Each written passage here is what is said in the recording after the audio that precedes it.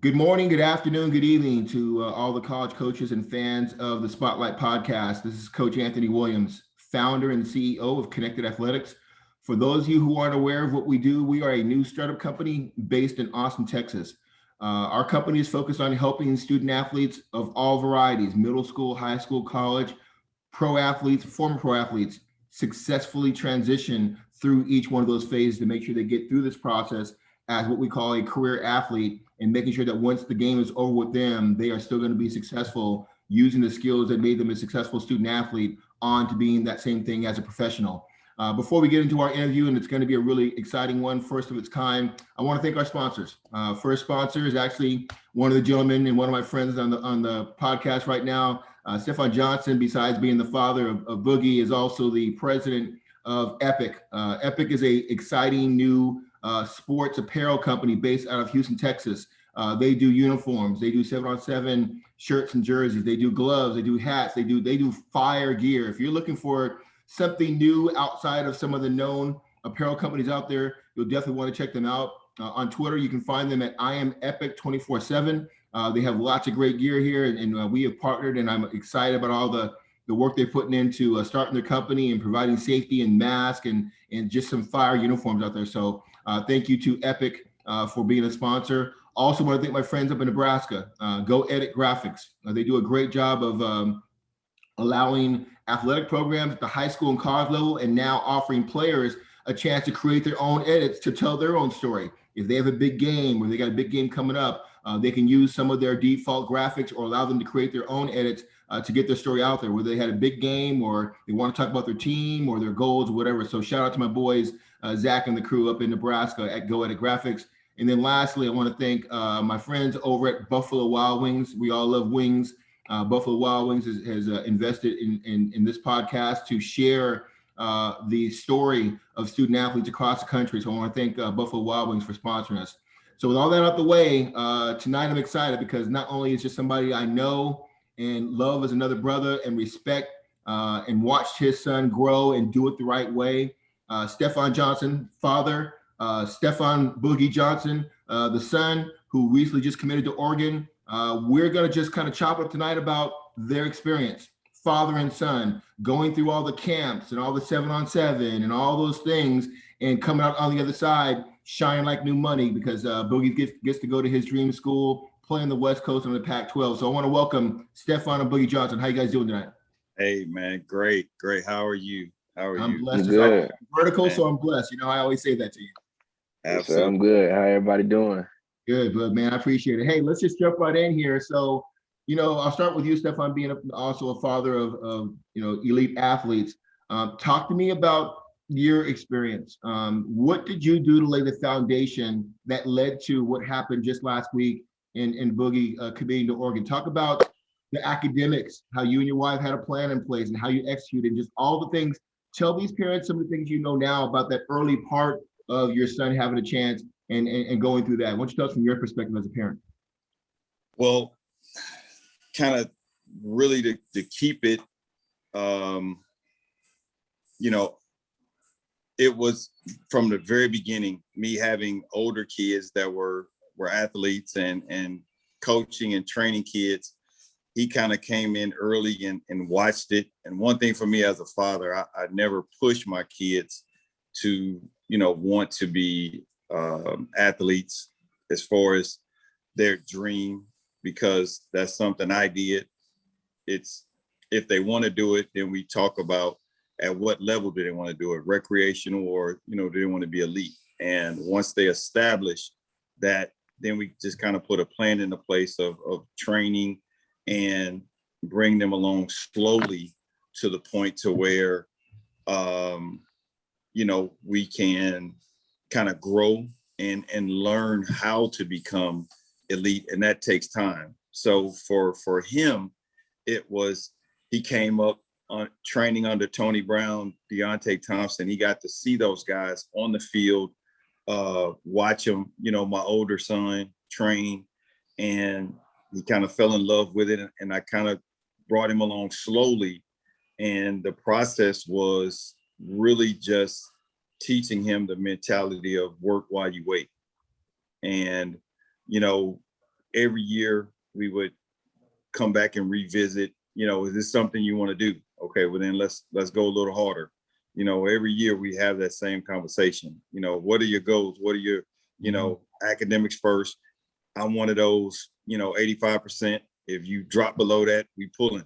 You got to sit down and rethink what you want to do, because those two things go hand in hand. And it's just being consistent year in, year out, training, understanding the body, understanding academics, understanding how to compete. Then 5th grade, he said, hey, I want to be on the national stage. I said, that requires a whole lot more than, what we've been doing.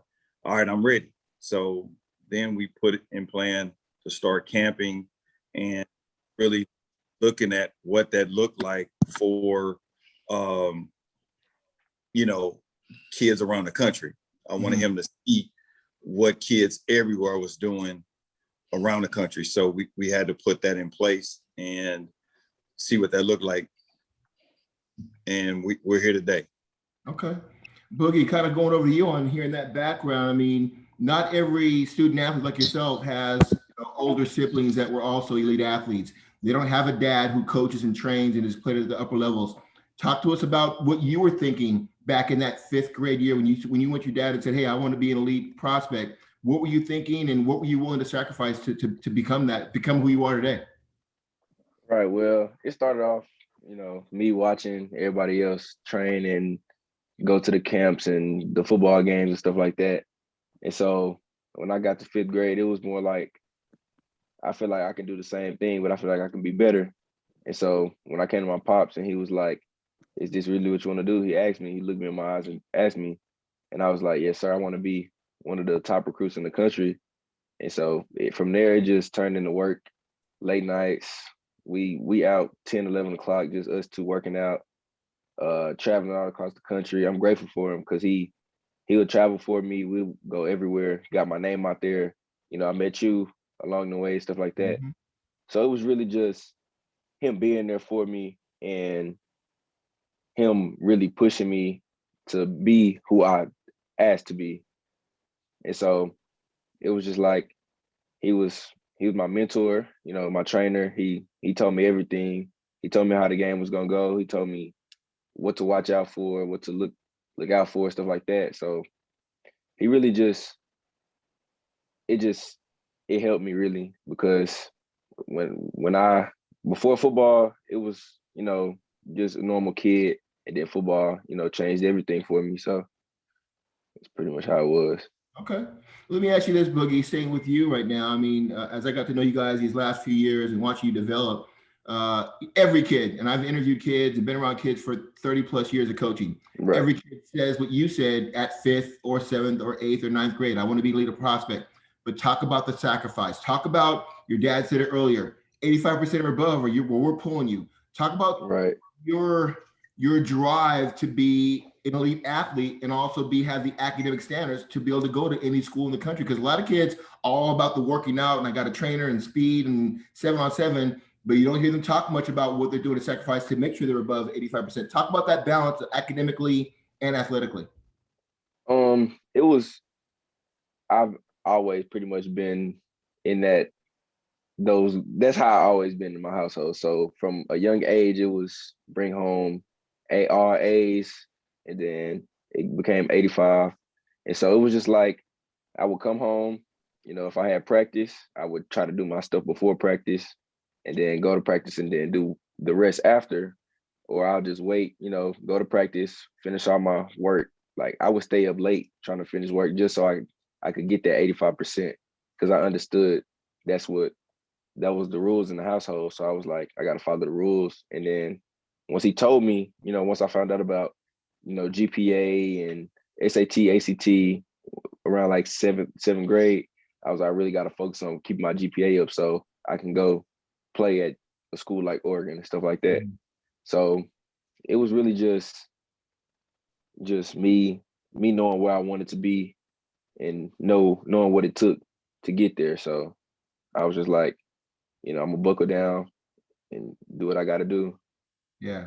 No, that's real. And I can tell you, your dad and I talk about this a lot. There's a lot, like I said, there's a lot of student athletes that say they want to be that, but they also want to have free time. And I still want to hang out with my Right. girlfriend. And I want to hang out with my boys. Real quick before I go back to your dad, talk about what you had to sacrifice as a teenager to get to where you are today. That sometimes you had to say, no, I can't go to that party, or I can't go hang out. I either got practice, I got workouts, or I got this paper to get done. Talk about that part of the sacrifice. I mean, in life, period, you're gonna have your priorities and you're gonna have your fun time. So, if you want to have the life that you dream of, you gotta make choices like, it's a party today, my assignment due tomorrow, which one I want to do. So it was just like, I know I gotta, get this stuff done. So I kind of stayed out the way for a while, got what I needed to get done, and then I started, hanging out more and stuff like that. But it's always work before fun, never fun before work. And And would you so would I you just agree? Would you agree, Boogie, that your decisions drive your actions? definitely, Yeah. yes, Stephon, sir. let me get back to you real quick. I mean, so we're both fathers of athletes. There's a balance that parents play. I want you to talk about this in your own words. You want your kid to have fun and still be a kid, because one day football's gonna go away and they'll go to work, just like you and I have to do every day. How did you as a parent, you and your family, balance allowing Boogie to still be a kid and have fun and laugh and do those kind of things while still keeping him focused on his goals and making sure that academic athletic balance was the right balance? That's a great question, and also a very tough one. As you know, it's, being a parent, you never want to cross that line of being overbearing, but at the same time, you want to hold your kids accountable to what they want. And it's easy to get caught up in, you got to do everything right. You got to, constantly work those 10,000 hours. And that's never been something I wanted to do, because for me, I never wanted any of my kids to hate a sport because I drove them to work too much. I never wanted to overwork my kid or any other kid. So the hard part is finding that balance of, when to taper back, when to say, okay, that's fine. We'll, we can relax or take a day off. I think I listen to their bodies as far as how they train. A lot of days where, I would call them, excuse my language, fart days, where they show up and you just kind of lethargically going through it. And I say, okay, you know what? Today is that day. Right. If we're going to have that off day, let's just cancel it, go relax, be a kid, and let's refocus, reassess, and come back locked in the next day. So that way you have your time to be a kid, to do nothing but be silly and, and not have to worry about every day, all day. I have to train. I have to do this. Give them downtime. Even, when we travel, I made sure we put in time to do fun stuff, whether it's amusement park, seeing something different, whatever it is that we can do to kind of get away from the normal, grind. Let's go in, put in work, focus, and then let your hair down. Go be fun, be silly, do whatever you're gonna do. And understanding that, they are kids, gonna make mistakes. They're gonna, not want to train every day. And just kind of really paying attention. And every kid is different. Every last one of my kids are completely different in their approach. And as a coach, I've always wanted to learn how to coach what's in front of me. So it was unique in trying to figure that out. Okay, my daughter, she may not, want to do it today or this way. So I have to kind of do stuff on the fly. That's always been, even now, it's tough trying to balance everything out, because the higher up you go, the more accolades you get, the harder you got to work. So now it's like, hey, we good, we here, but you can't relax. We got to go harder.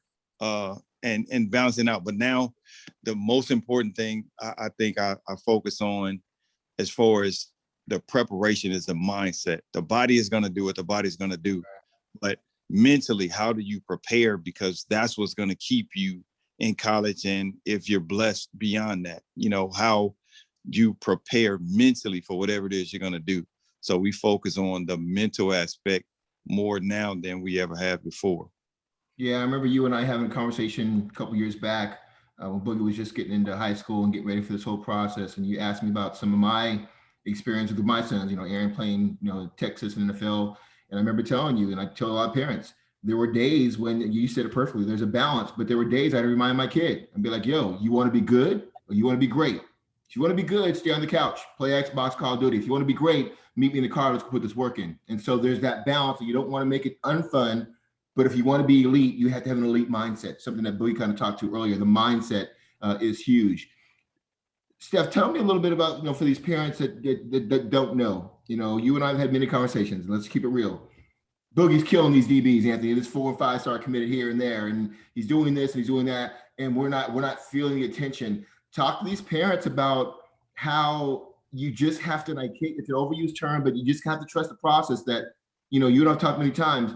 Focus on being the best player you could be, and eventually they will come find you. Talk about that as a father of elite athletes, especially in Boogie's case, where I know there was time you're thinking, well, where's everybody at? I see these other guys who, in some people's opinion, may not be as good as Boogie as a receiver in his class and blowing up, and he's not yet. And we fast forward now to last week, and Boogie's going to the school he wants to. Talk a little bit about, from a parent's perspective, how to level set expectations, how not to get caught up in the rankings and the stars, and, oh, he's going to the opening, oh, he got invited to the Adidas 3-stripe. Talk a little bit about that for these parents that don't know. Well, this situation I think was very unique for him, because I think he did a lot of things early to kind of show that, he was that kid that can stand out. And for me as a parent, of course, we get excited and like, man, we want the best for our kids.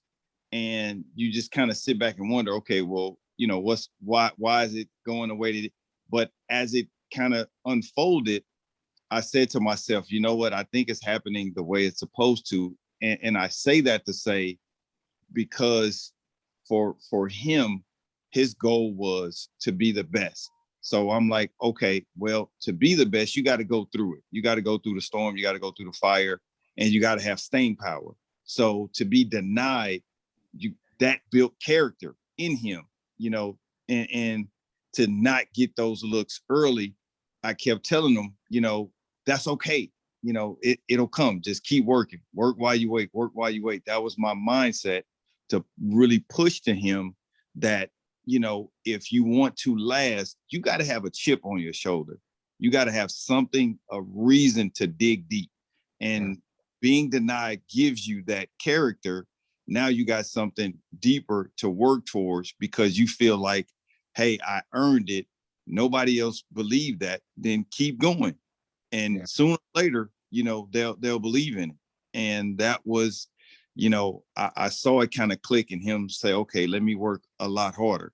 Mm-hmm. And to me, it really worked out. I was, he would always get mad at me like, well, why are you laughing because I'm not ranked or I'm not getting early off? I said, I don't want you to get early offers. Honestly, I really don't. I don't want you to be a 5-star, because that creates complacency. I want you to have chip, that dog mentality, that I'm going to outwork everybody. When you're fat and full, there's no reason to eat. Right. I want you always, I want you to stay hungry. So whenever that opportunity comes, you're going to go out and show that, hey, I belong. And now, he has that mentality. So I don't care, what comes now, that mentality is setting this up to him to keep it, because he understands that, it's the work that got him here, and it's the work that's going to keep him. So it worked out exactly how it was supposed to for him. Everybody's situation is different, but for him, I believe it worked the way it was supposed to.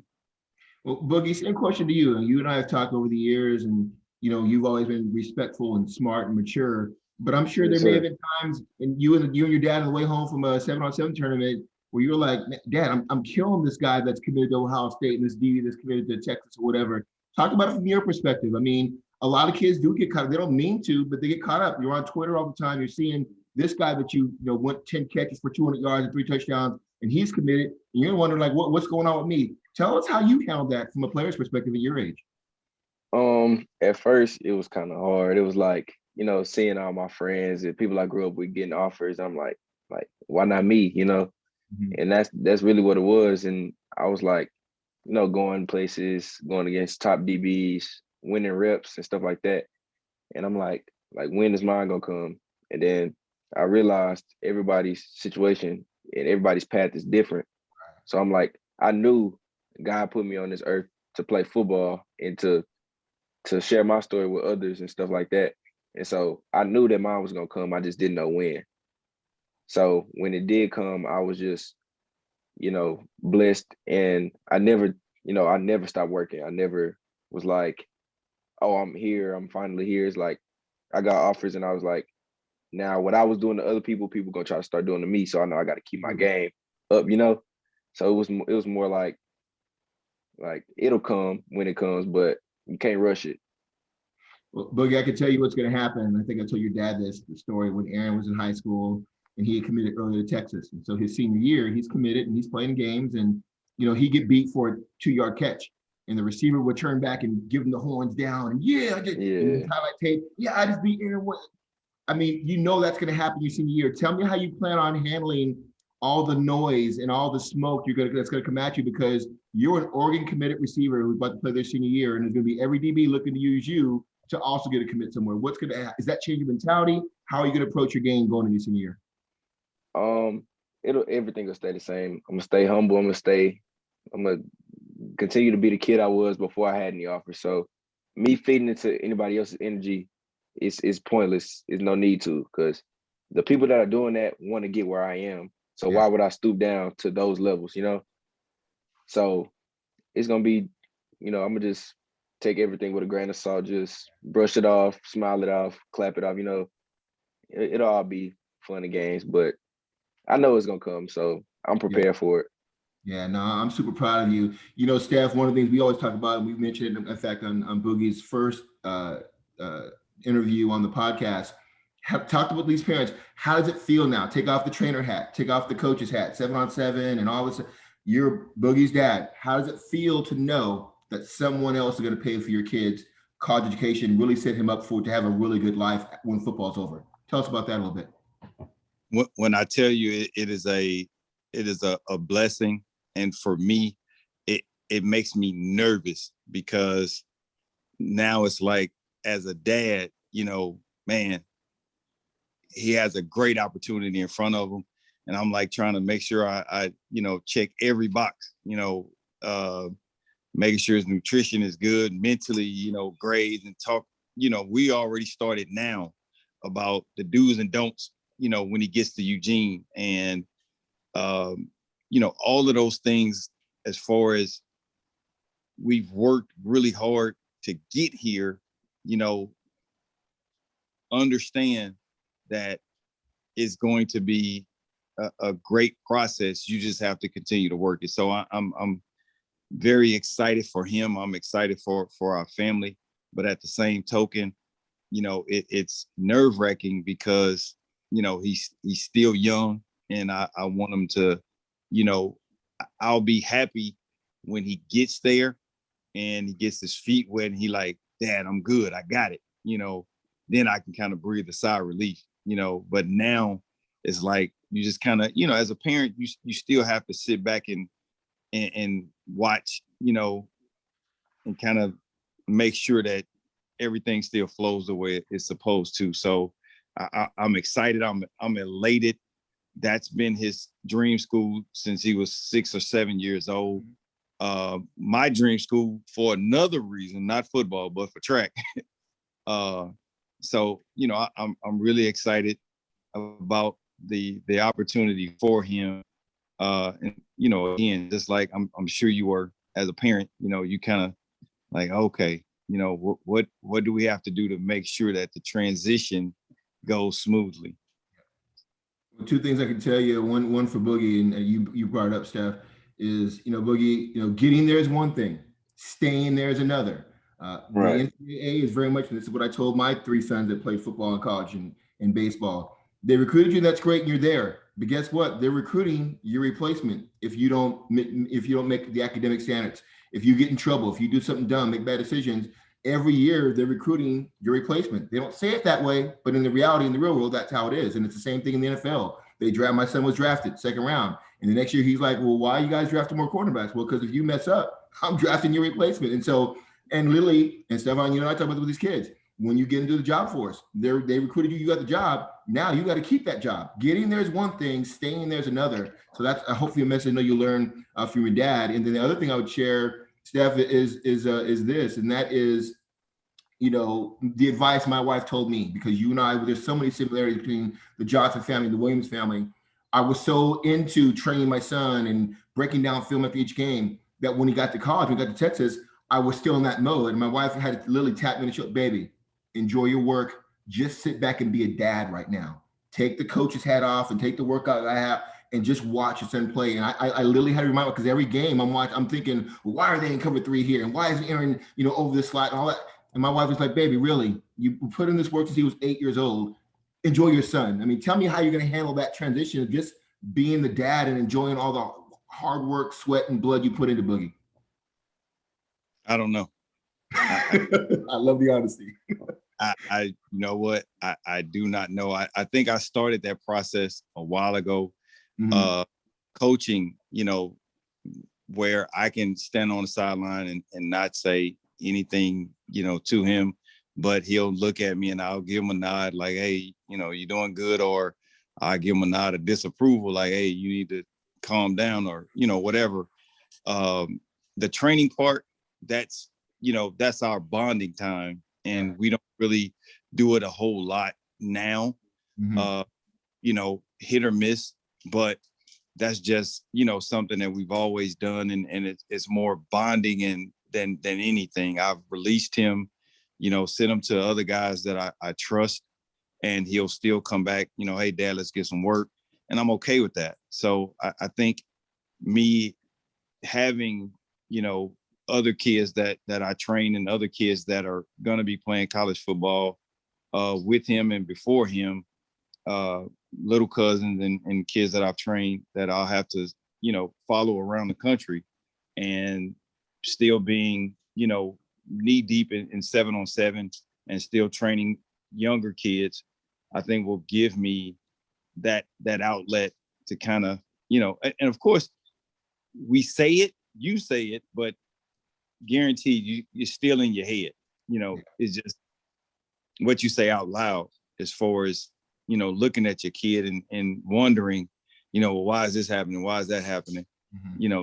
That's something that, I have to really, really focus on, as it happens. Right now, I don't have a clue of how I'm gonna do it. That's real. That's real right there. Hey, as we finish up here, guys, and I really do appreciate your time. It's a lot of great information you're giving out. Boogie, I want to finish with you before we close out.